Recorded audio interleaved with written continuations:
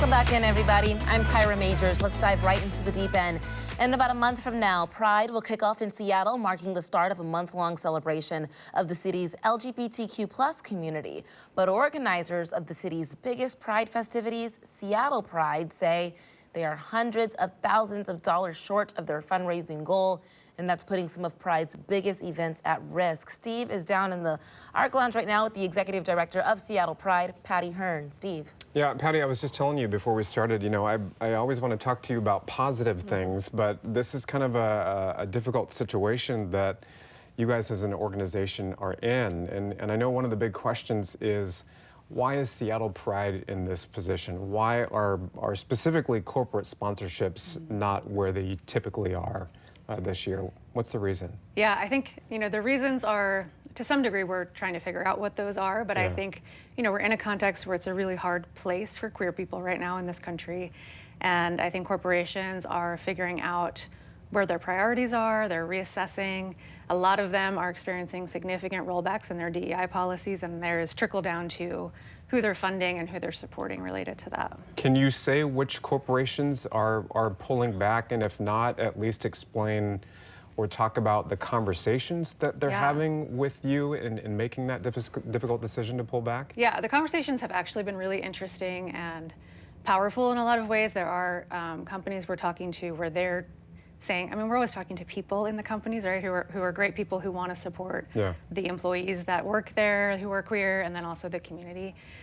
So some of them are saying we're figuring out our budget. Some of it does seem really related to their financial picture. And in some cases, it's a local organization or an employee resource group that's trying to get funding from the national corporation, and that's been shifted. And then I think in some cases, there are companies that are just like, we have changed our priorities and this isn't something we want to fund. Yeah. And sometimes we're saying, like, we don't think, we can see that you've rolled back your DEI, and so you don't actually match the values of Seattle Pride that we're looking for. And so it doesn't make sense for you to fund us either. I was asking you about the dollar amount, and $350,000 seems like a lot of money, and it is. Right. When you're looking at the bigger picture of, a lot of people focusing on Pride Month itself, Pride in the Park, Seattle Pride, the big festival at the end of June, the parade that so many people love every single year, how big of a chunk is $350,000? What do you guys need overall to make not just those June events happen, but stuff throughout the year? Yeah. Our whole budget is $1.5 million. We're actually pretty low overhead, pretty lean for the huge lift of the events that we pull off. And so we need every penny of it, really, to make it happen. I think if we experience a significant shortfall as we get to the end of the fiscal year, we're going to have to reassess our own expenses related to particularly we have a Seattle Pride Impact Fund where we fund smaller organizations, grassroots organizations, low barrier access to funds that we provide, that's going to be hard. There has to be, we might have to cut somewhere. We have some youth arts programming, a writing contest. We have an internship for young people. Those things might get harder to fund. For you as the executive director of this organization, what is it like to be in this position? Well, it's fascinating.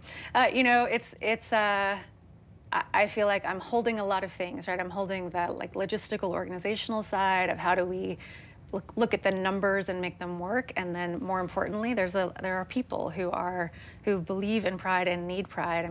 That moment of being at the parade or any Pride event for the first time, is so affirming for people and so validating. It is, not to be hyperbolic, it is life-saving for people. And so I'm holding that at the same time. When we're getting close to the kickoff of June, a month away. Yes. Are we talking about potential cuts to events in June of this year, or are we thinking more long-term because of the financial situation? What's the impact going to be this Pride Month? Yeah, I think this Pride Month, our contracts are all set so far ahead, and things are set so far ahead, and we would never, we have talent who we've hired and who we will continue to pay, and we don't ever want to change that for people. This is their livelihood. So 25 will happen, and then I think if we get to the end of the fiscal year and we're still really struggling, we'll have to figure out what 26 looks like. What's the response been from the LGBTQ community? I know that, we were talking about how the word about this fundraising shortfall has been out for a few days now. What's the response been like from the actual community itself? Yeah. It's been positive both in spirit and then in some fundraising. There has been a lot of individual donations coming in. We've been really appreciative for people. You know, there are gifts that are $5, $10, and then of course thousands of dollars as well. But that even those small gifts, all of those add up, right? I think something people might have heard me say is 300,000 people come to the parade, right? And so if everybody gave us $1, we make up our difference essentially. So any little bit that people can send our way really does make it possible for us to have the event together. So really we don't know what the long-term impact is going to be yet. Not yet. Mm-hmm. That's a tough position to be in. Right.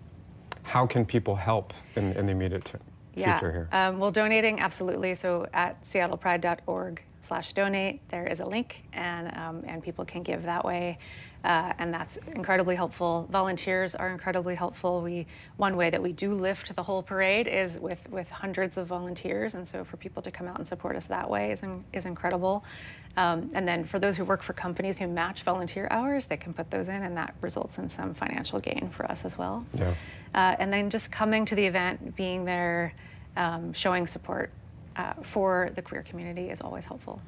I've mentioned this several times on the show. I'm part of the community and have been to the parade in particular many times myself, even participating in it before with some groups that I've been involved with. For somebody who's never been specifically to the parade, and I know Pride isn't just about the parade, but a lot of people think of that at the end of June. Describe what it's like to be there, even if you're not maybe a member of the LGBTQ plus community. What's it like to be there in the streets? It is pure joy. It is people together. It is colorful, of course, like rainbows and glitter, but it is people of all ages and from all over the place coming together and being able to be themselves and be relaxed in a way that they might not be able to be in the rest of their lives. Yeah, you feel accepted. Yes. Accepted, which is so important, especially the times that we're in. Patty, thank you for coming in. I know this is not the easiest topic to talk about in terms of fundraising being not where it should be, but always appreciate the work that you guys do and just spreading love and joy and acceptance in this community, and I hope that's going to continue for a very, very long time. Tyra? Such a good conversation, Steve, and I had no idea about the events and programs they have year-round. Yes. The internship program, that's fascinating. Yeah, it's not just June, it's year-round, the work that they do. Yeah, I hope they can reach their goal. Thank Same you here. so much. For more information about Seattle Pride, we've made it easy for you. Use your smartphone to scan the QR code in the corner of your screen. That link will pop up. It'll take you directly to KOMOnews.com, and from there, you'll find a link to Seattle Pride's website.